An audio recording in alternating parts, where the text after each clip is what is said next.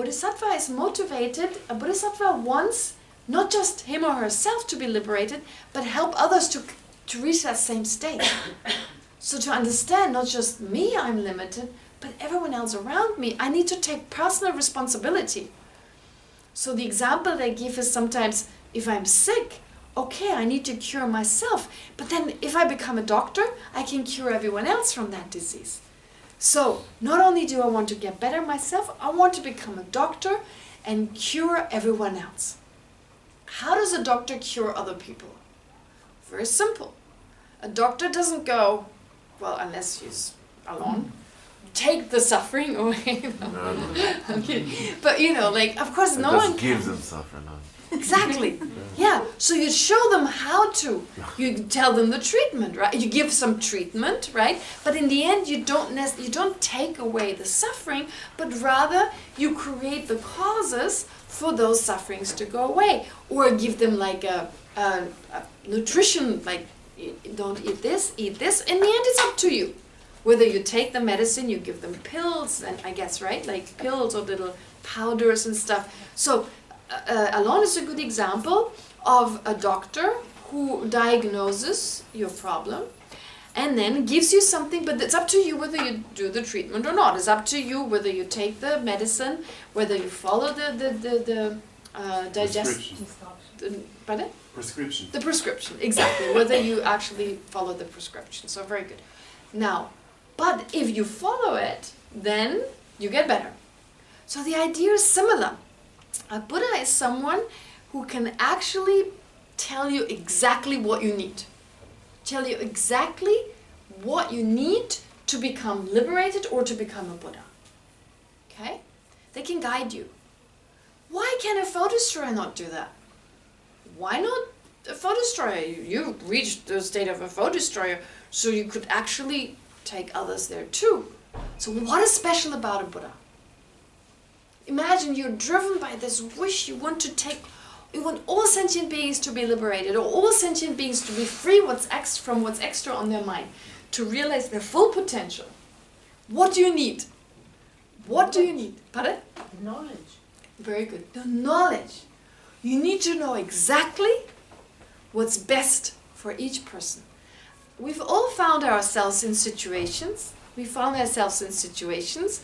Where someone comes with a problem and they say, can you help me? I have this issue. I'm really sad. I'm really depressed. And we're hoping we're saying the right thing.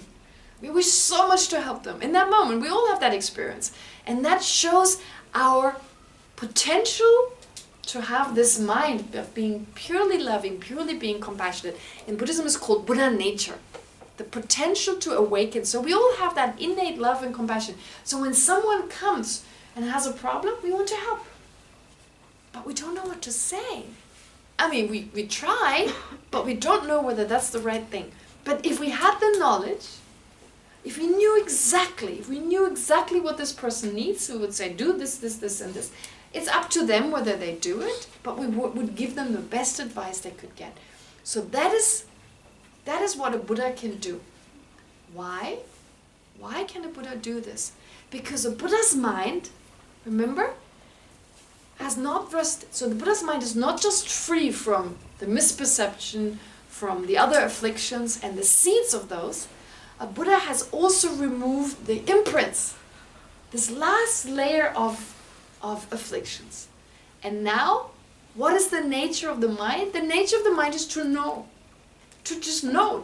Just know anything that can be known.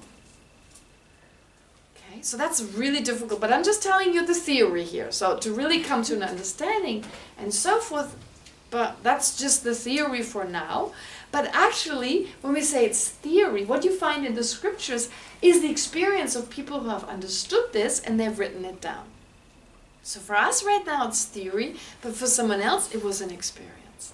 So they describe exactly that a Buddha is someone who has removed not just the obstructions to liberation, the seeds and the afflictions, the afflictive emotions, but also the imprints, the smell of the garlic. And so since the smell of the garlic is gone now, the vessel is totally pure, Or to use the example of the crystal ball, since now the crystal is totally clear, anything can be known by that mind, however difficult it is.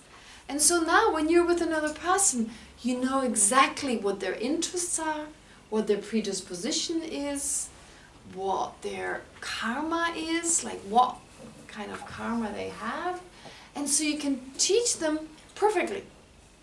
You still can't take away their suffering, no one can, but you know you can guide them in the most effective way.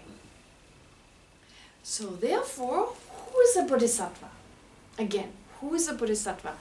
A bodhisattva is someone who initially started off recognizing my own afflictions are a problem, my suffering is a problem. It doesn't need to be there. I can actually remove those from my mind. So that's the first step. They get to understand that. But instead of being satisfied by just that, instead of aiming for just nirvana, they think, but what about everyone else? What about all the other living beings around me? These sentient beings, animals, humans, any form of living being. I cannot just get out of suffering and leave them behind. I have to take personal responsibility. I have to do something. So they generate incredible love and compassion. In fact, they're totally motivated. Instead of my happiness, my well-being, it's everyone else's well-being, everyone else's happiness. My happiness is secondary. But the side effect is they feel so much happier than anyone else. Because that's just the nature of love and compassion. It makes a person, I'm thinking of parents who've been newly become parents, who have this person there, this being there, and they suddenly feel this incredible love for this being, and they're so happy. Such a blissful state. So that doesn't even get closer to the love of a bodhisattva, they say. A bodhisattva is like this wish for not just one person to be happy, but for everyone. And this is the nature of our mind. This is the nature of compassion. It can grow limitlessly.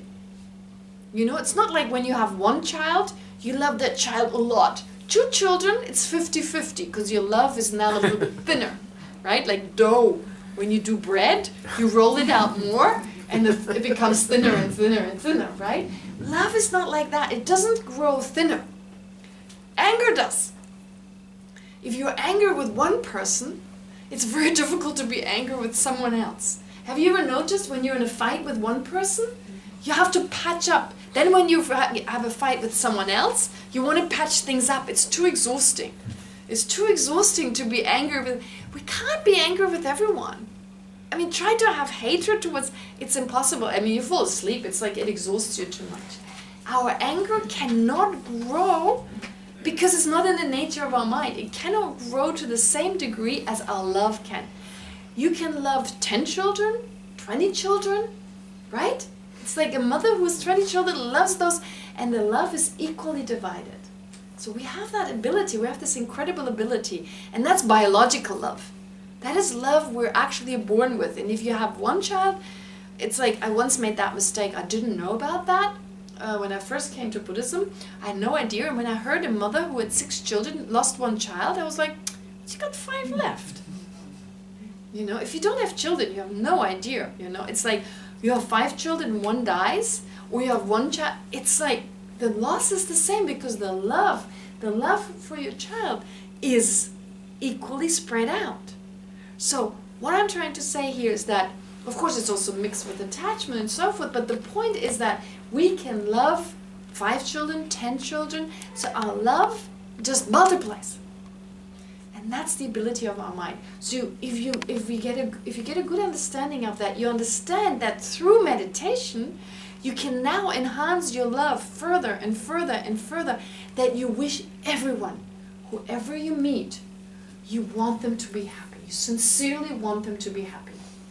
Because you don't care about, of course they have afflictions, everyone has afflictions, but you don't love them for their afflictions, you love them for their nature, the actual nature of their mind. You understand? Can we wait with questions until a little later? Unless you don't understand.